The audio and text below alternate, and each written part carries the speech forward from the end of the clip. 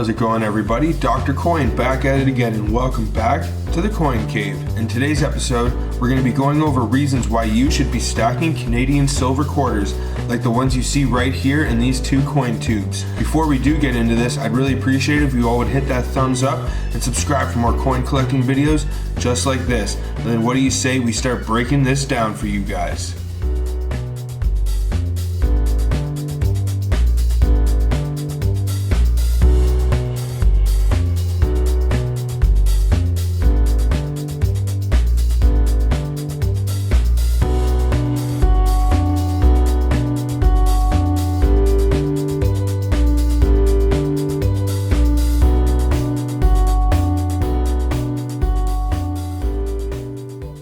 So Canadian quarters are an amazing option when it comes to silver stacking, and in this video I'm going to explain to you some of the reasons why. Even though the weight and composition has varied slightly over the years, the size, shape, and design has remained mostly the same. Which is going to bring us to our first reason why these are so great for stacking: their weight.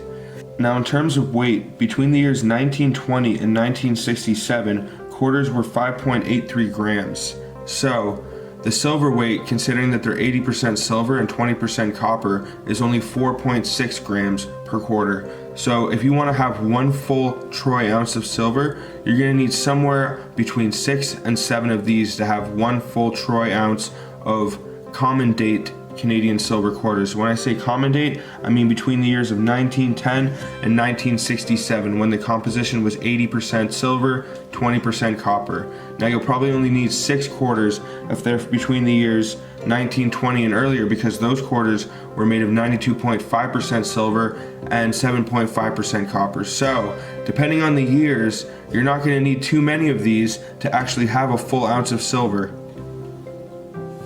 Now, another great thing about stacking Canadian quarters is they're extremely reasonable for the price. So usually if you get a $10 face value lot of these, you're going to be paying anywhere, I would say, between $160 to $185 if you're getting a reasonable price. I usually pay somewhere around the $170 mark right now, but as you guys know, the silver price has been fluctuating like crazy lately, so it's really hard to actually get a good base price for what you should be paying for scrap silver right now. But these are definitely great to pick up if you're looking to stack some scrap silver for a really good price. Like, if you can pick these up for anywhere between, I say, $2.50 to $4 individually, depending on the condition, you might not be getting too bad of a deal if you're looking to just get these individually to stack. But I highly recommend you grab them in larger quantities, meaning in a $5 or $10 face value lot, and that way you can get a better deal for your price. Another great recommendation I can give for why you should be stacking these is because they are extremely readily available, both in coin stores and coin roll hunting. Quarters are one of the most commonly used denominations, so they made a ton of them. So if you're looking to buy some of these online, or if you're looking to buy some of them in a coin store, there is a ton of them out there. And like I mentioned in the last tip, you can get them for a good price too. So considering how accessible these things are, they are a great option for stacking, because, you know, some of the other things like half dollars and silver dollars, depending on the years that you're looking for, can be really hard to get your hands on. But these things, anytime you go to one of your local coin shops, they should have at least a couple rolls of these scrap silver quarters laying around that you can pick up. And if not, then just go check out on eBay or some of the online coin shops, and you might be able to get some good deals on there too. So just, these are everywhere. Keep your eyes open, and you never know what kind of deals you can get for these things. Another thing that's great about these too is that the value is only going to go up and up and up. Over time, these are being lost and destroyed. One of the reasons they're being lost and destroyed is there's a program in Canada called the ARP, which the Royal Canadian Mint takes old coins and they recycle the alloys in them. That way they can sell the precious metal content to coin or precious metal dealers, and they can use the money to reinvest back into the Royal Canadian Mint, which in some ways I can understand why they might want to do that, but in other ways, in terms of numismatic collecting and stuff like that, it's not really great, because if you're looking to get your hands on a coin that the mint is reappropriating and then they're destroying, then it's going to lessen the chance that you're going to be able to get your hands on that coin. So there are other reasons that these coins are being destroyed too. Some people may melt them down for their silver content to make silver bars and some silver stuff of their own. There are people that use these to make coin rings.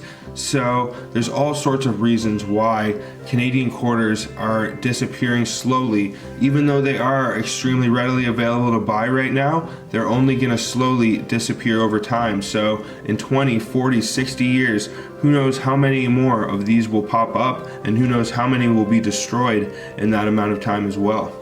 As I just mentioned in the last tip, some of these Canadian quarters can hold some good numismatic value even if they aren't in the greatest shape.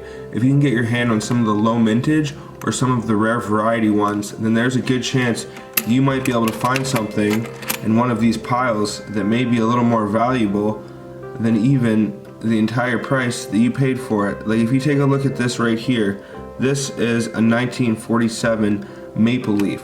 But if you were to find this with a dot on it, then there would be a good chance it might be worth a pretty penny more than this one right here, I can tell you.